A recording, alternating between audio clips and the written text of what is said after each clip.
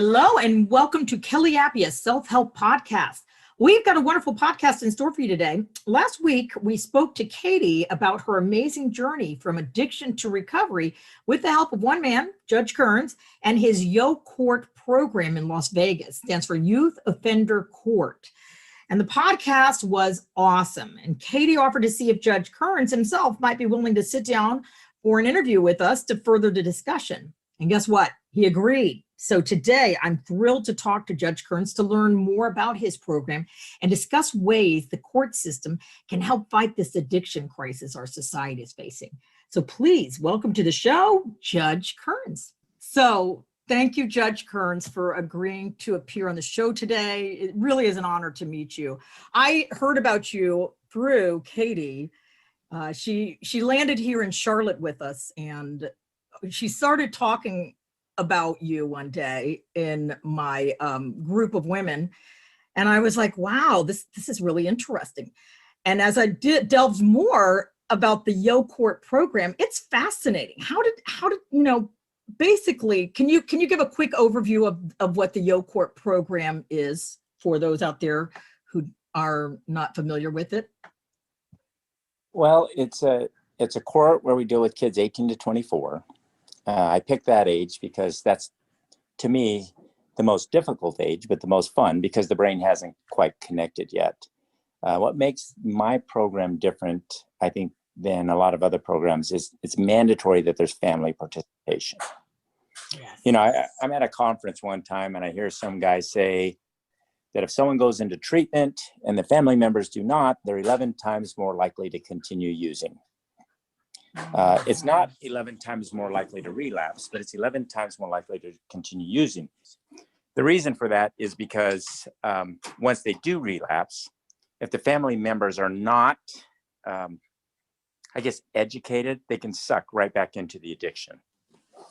And so what we try and do is we try and teach the family members the skills about recovery and enabling and codependency.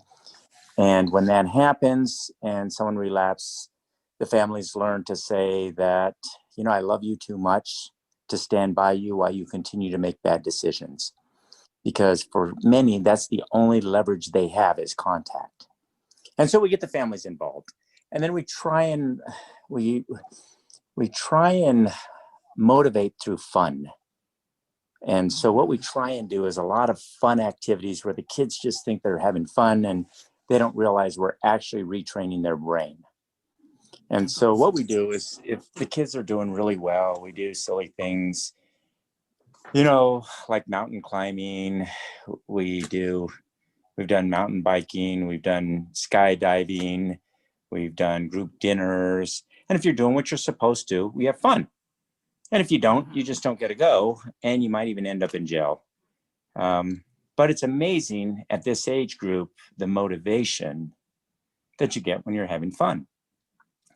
And then we do something, I don't know, are you familiar with Rat Park?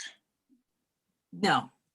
Okay, so Rat Park, they did this study, and they take these rats and they separate them, and they give 2 bottles. One bottle is just water, and the other bottle is cocaine in water. And they put food in there. Well, the rats will just drink, the isolated rats just drink the cocaine water until they die. They won't even eat. They just drink it until they die. Well, then they take these rats and they put them all together in what they would call Rat Park. And then they put 2 bottles of water. One's got cocaine in it. One's just water. And then they put food, but they let the rats socialize. So the rats are able to hang out and just basically play. Well, although the rats have tried both water, eventually they don't even go to the water with the cocaine in it because socialization is so much more important to them than getting the cocaine and being isolated. So one thing we do is we require socialization, and the kids don't know it. So we make them do events together. We make them live together. We make them make decisions on each other's freedom together. And although there is the physical dependence, a lot of times people are using because of the emotional isolation and trauma and other stuff. And so we really try and take all of that together and force them to, even if they don't want to, we force them to socialize. So we make them do dumb things together. Like last week, we made all the boys and the girls get pedicures. And 2 weeks before that, we made them all get facials. And it's really funny because all the boys did is whine, whine, whine. And then they were done and they're feeling each other's face and going, oh my gosh, look how soft it is. But we try and expose them to things that they may have missed out on. You know, we make them do talent shows.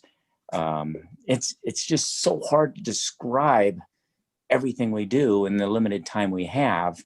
So the only thing I could say is it's fun if you do everything you're supposed to. And if not, we teach you consequences. And so, yeah, you have problems if you don't.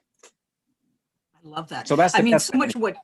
Yeah, no, that was awesome. And you know, that explains why the program is so successful, because you've hit on a lot of really key things that I think a lot of people don't know, is the fact that it is a lonely disease when you're an addict or an alcoholic, and you tend to isolate. So the fellowship, like even in like 12-step recovery groups, was like key for me in my recovery. I've been in recovery for a few years now, and that was a huge part of getting it. So it's fascinating about the rat park. What was it that inspired you to like put this together in the first place? Were you seeing a lot of addicts and alcoholics come through the system? I used to do, or I started a habitual offender program back in 2004.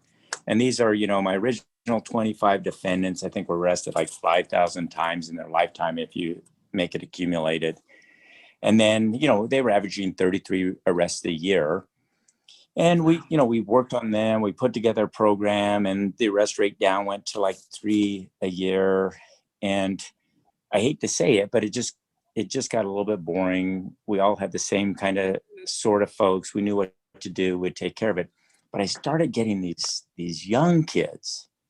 And it wasn't the young kids that was the problem, is their family members. So many of these knucklehead parents would come in and they'd blame the system, and they'd blame some nonsensical diagnosis that these kids got. And they'd say, well, they're doing it because they're bipolar. No, they're diagnosed bipolar because they were using when they got their test. And so I said, look, we're going to do something about these 18 to 24-year-olds who keep coming in. And, you know, I did a little research on how that's the toughest because of their brain and their independence and other stuff. And I'm golfing with one of my friends one time who does family treatment. And he said, you know, you're never going to get there unless you get the families involved. You get the families committed and you're going to be successful.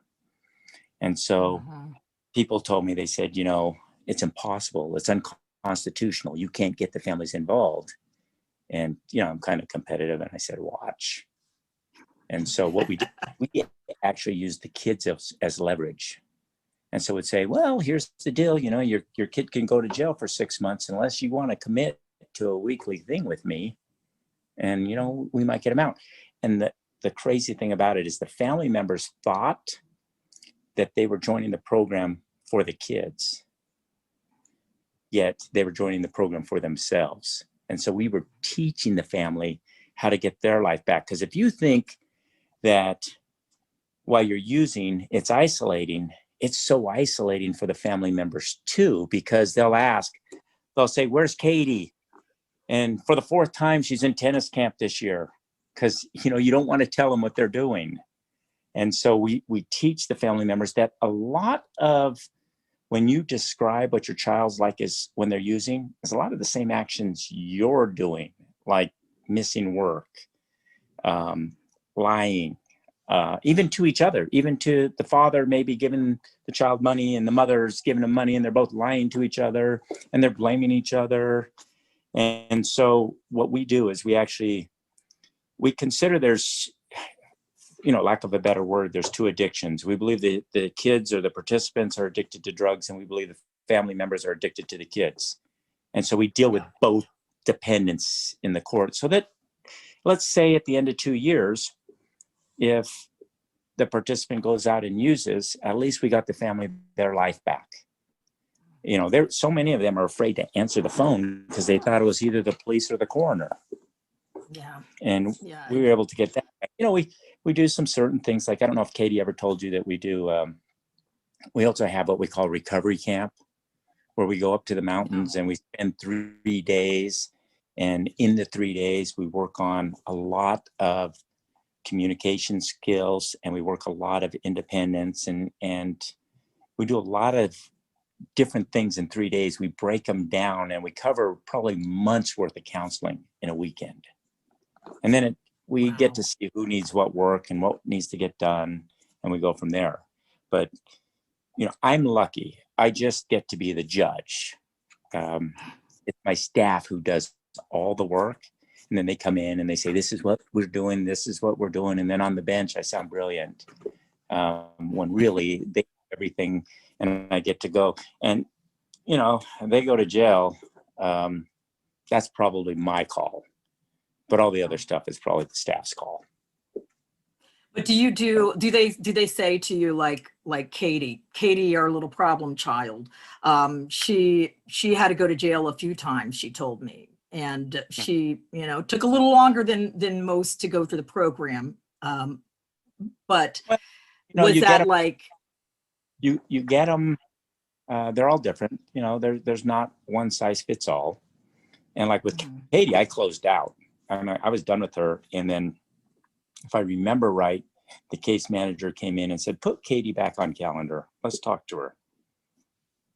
So I put her back on calendar and said, "Okay, I'll try it."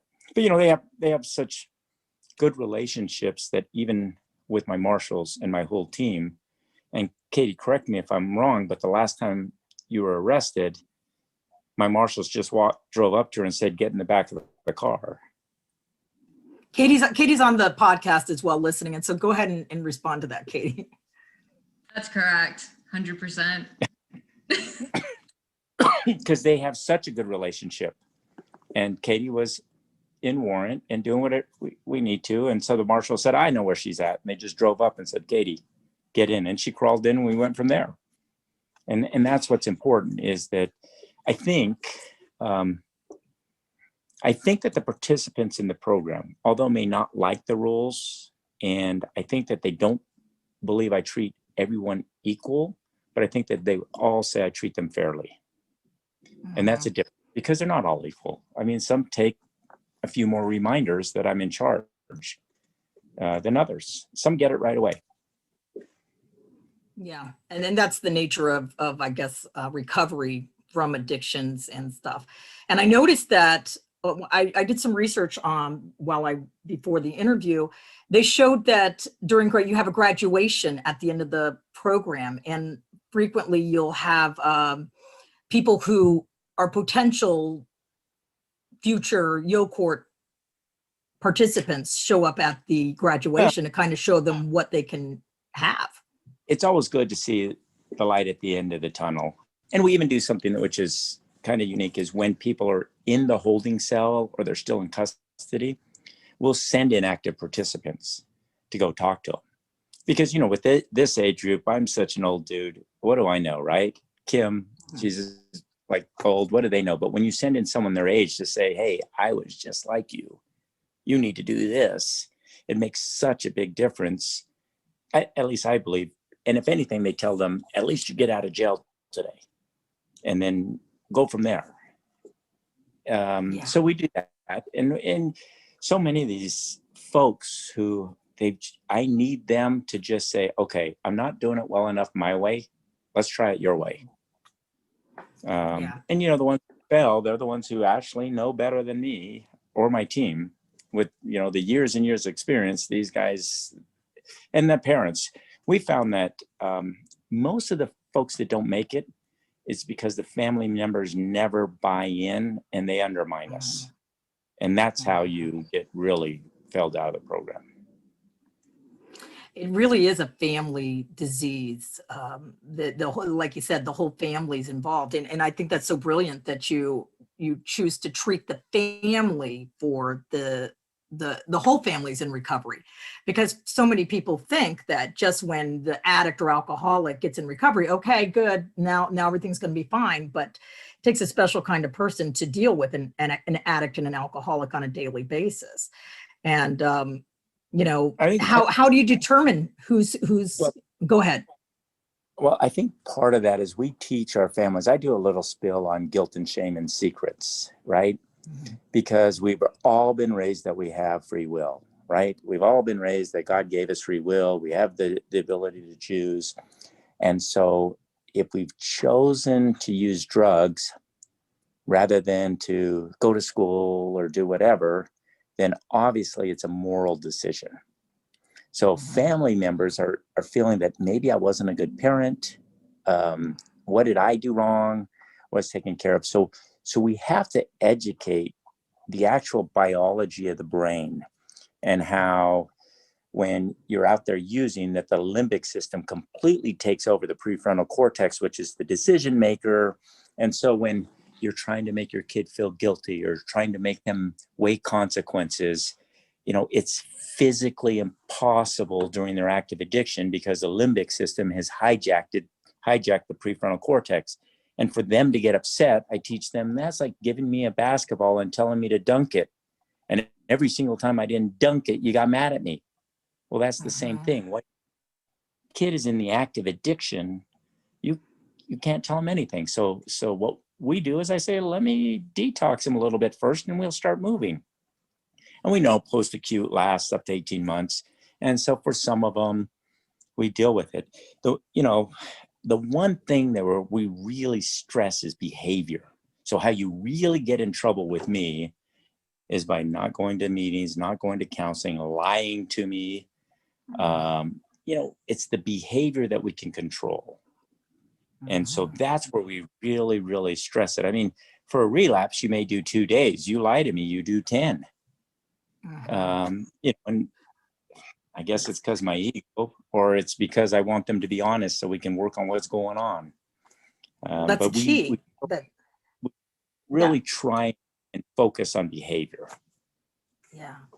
It's the, well, you know, dealing with alcoholics and addicts, you know, we're notorious for manipulating and lying. And believe me, I've dealt with many women in recovery myself, and coming from that world myself as well. I know that I've sat right in front of people and I know they're lying to me, and I wish to God I could say, okay, 10 days in jail for you. You're going to go to jail. Well, but I can't. I'll teach you a little secret.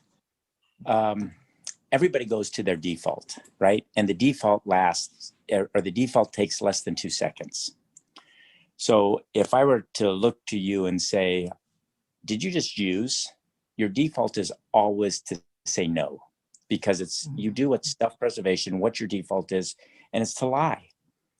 So if I'm planning on putting someone in jail, I ask them the question right away. And when they answer, they go to their default, then they have problems. However, if you give them 7 seconds, then they can actually weigh the consequences. So what I'll say, Kelly, is I'll say, here's the deal. I'm going to ask you whether or not you used this weekend. Don't answer. Because if you used, we're going to work on a therapeutic response. However, if you lie to me, then it's going to be a punitive response. So I want you to think really carefully before I ask this question. So you think about it, because you know lying to me is 10 days in jail. I have a drug test that says you used. You tell me what happened now. And then they've had enough time to analyze it and do it. Because if you say, I have a drug test that says you used, what happened? I didn't use. Okay, now you just lied to me. So it's really where they are, what we want the response to be.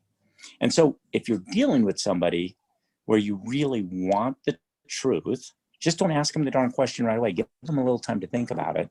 Let them know what the ramifications are, and give them 7 seconds. If they still lie to you, they're going to lie to you anyway. And then you can deal with it. That's fascinating. I'm taking that little gem with me. That's awesome. Now, can you tell me a little bit about your team? That's, you know, it takes a village. You said you don't do this by yourself.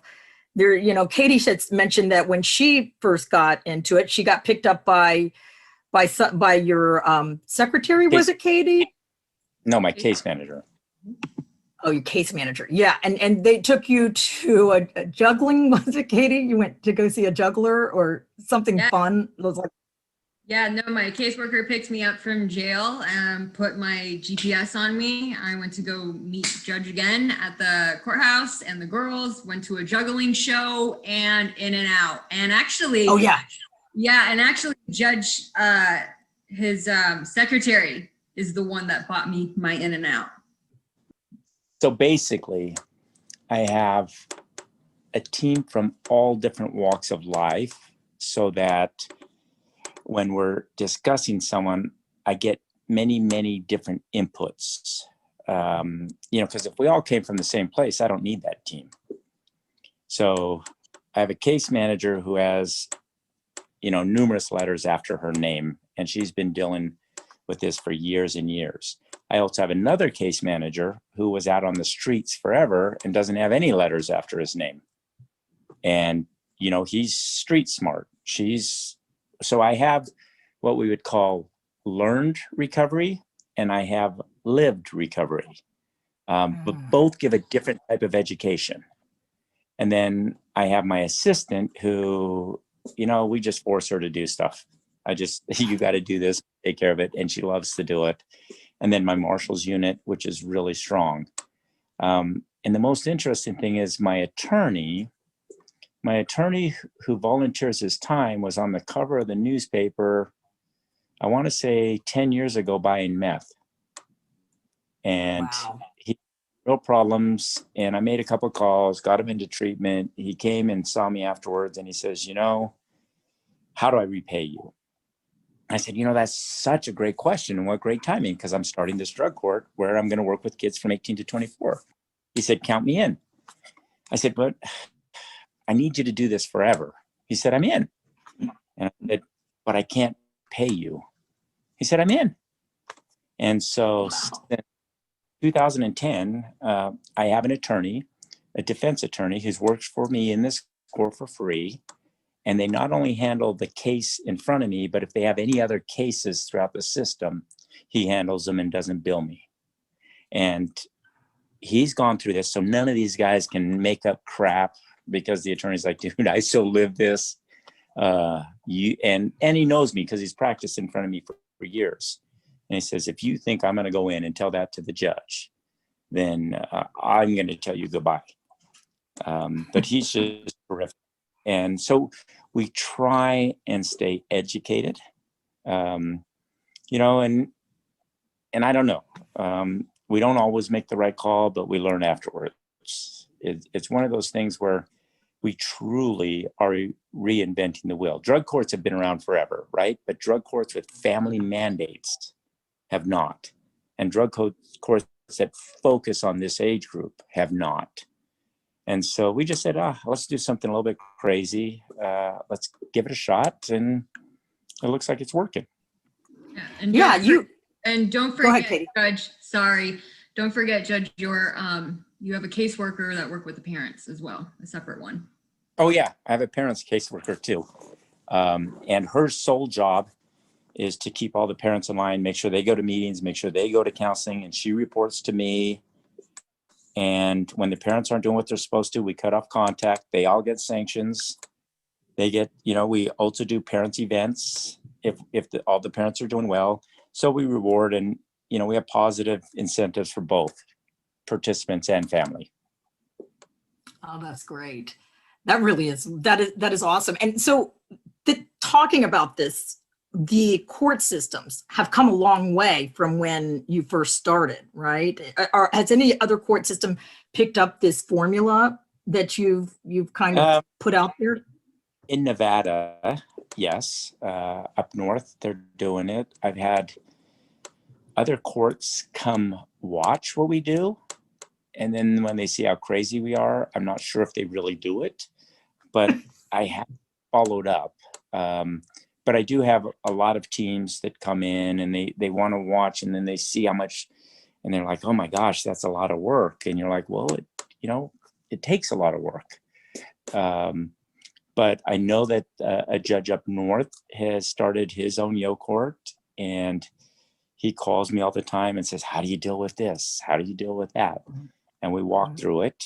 And there's more courts now. I know there's a court in Florida that is similar to a family court. They just don't go as far as we do. And, they feel uncomfortable mandating the family. I one time the Nevada Supreme Court, they recognized me for Yo Court and some stuff they did. And one of the Supreme Court justices says, even though what we think you do is unconstitutional, we're gonna recognize you for everything you do. Like, look, somebody's got to take it up for you to declare that. But they see, they understand. They see families that are suffering, and they're dealing with that.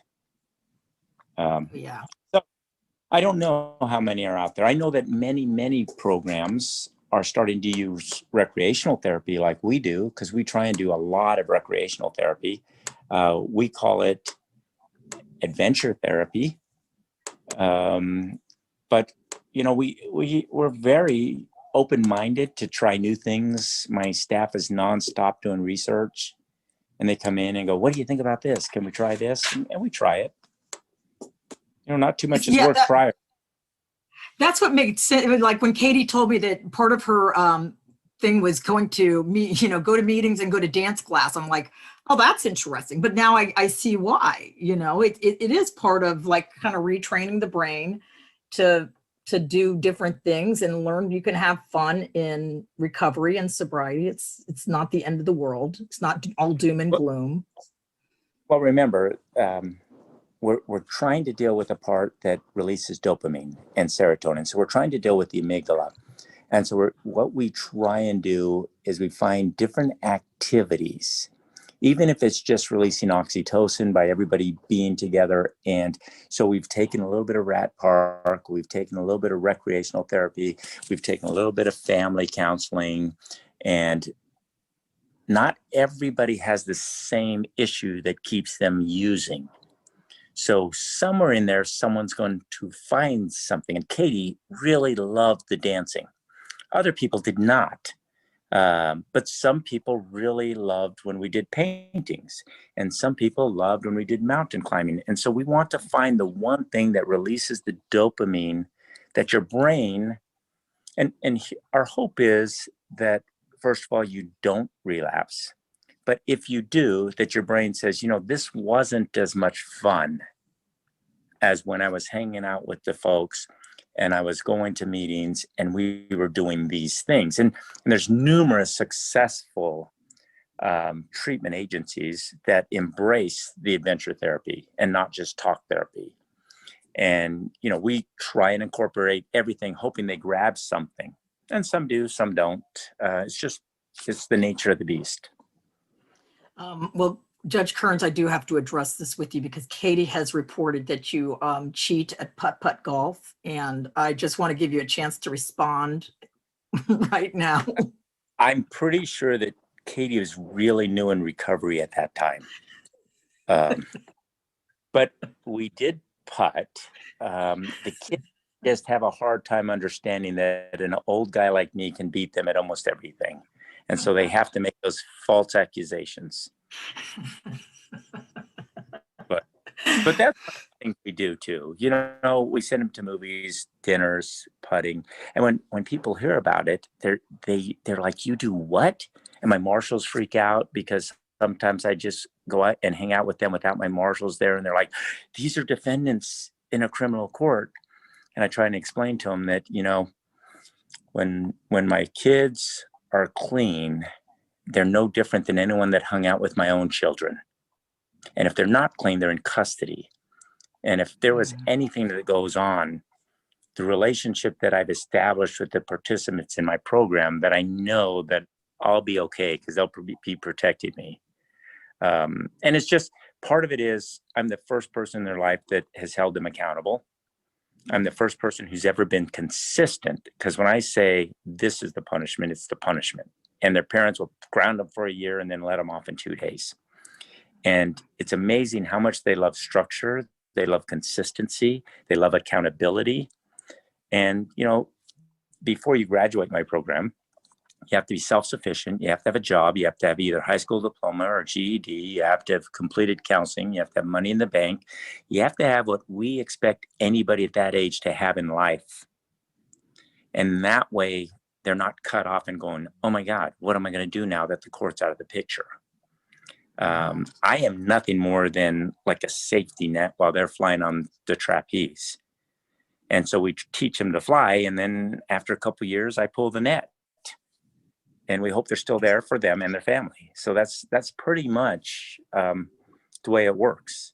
And you know, I was talking to one of my graduates just the other day, and they told me, although I would never do it again, it was probably the most fun 2 years I could have ever imagined.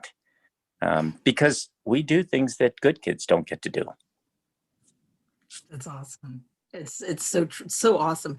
And you know, when you were speaking about that, one thing that strikes me about you and your program, Judge Kerns, is how much you really care for these kids. The fact that, you know, I hear about you from Katie, but then I watched some YouTube videos on Yo Court, and I see that there's a bunch of other Katies out there that you've made such an impact in their life, you know? You know, you can't help, right? You can't help but being attached to these kids. Everybody, it's so interesting because when I have people that are in front of me and they're dirty, they always say, I'm not a bad person. And I'll say, I never said you're a bad person, right? And it's true. The one thing you realize is I'm saying most, because there's a difference between a criminal who uses the drugs and somebody who's using and has to commit crimes to continue their use. But man, when you get them clean and sober, it's amazing how much they're just like the kid that hung out with my kids. And they're so cute and they're so funny. The one thing that I've learned is that their sense of humor, although I only understand like 3/4 of what they're saying, but what I do get is funnier than anything. But you can't help but see somebody come from a point where they hated themselves, they hated their life, to where they start actually caring about themselves without caring about them too. And that's what we get. I mean, my whole staff gets involved, and we could tell you where my graduates are. We can tell you where my failures are, what's going on in life. We keep in touch with who's doing well and who's not. And, you know, when we do an event, we always invite the alumni.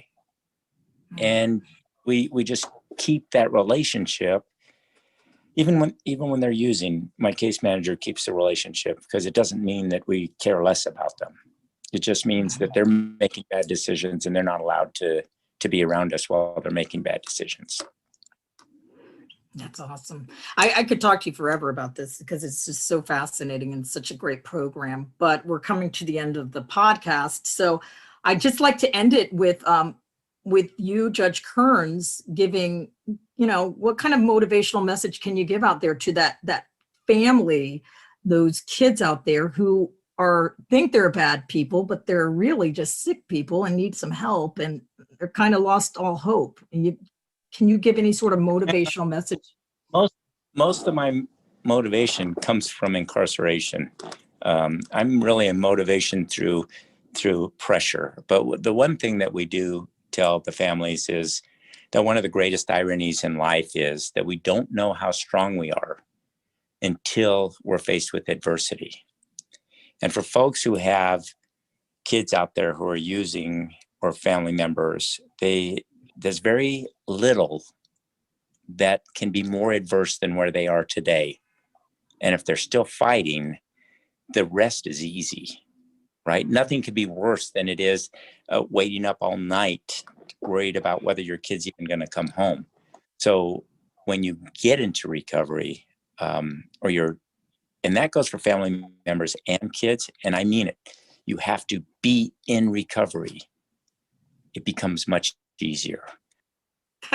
Well, you know, to that note, Katie, you know, usually I end with giving a positive quote, but today, because Katie's here, I want to give Katie the last word on Yo Court and you, Judge Kerns, and what a difference you've made in her life. So Katie, you That's get to give the last word. That's a big mistake, ever giving Katie the last word. Yes, I have all the power now. Okay. Judge Kerns is a cheat, and he and he doesn't know how to play basketball. That's why he broke his foot last time. So I'm here to settle the score. Yeah, no, all I can really say, I think from what you were talking about, it's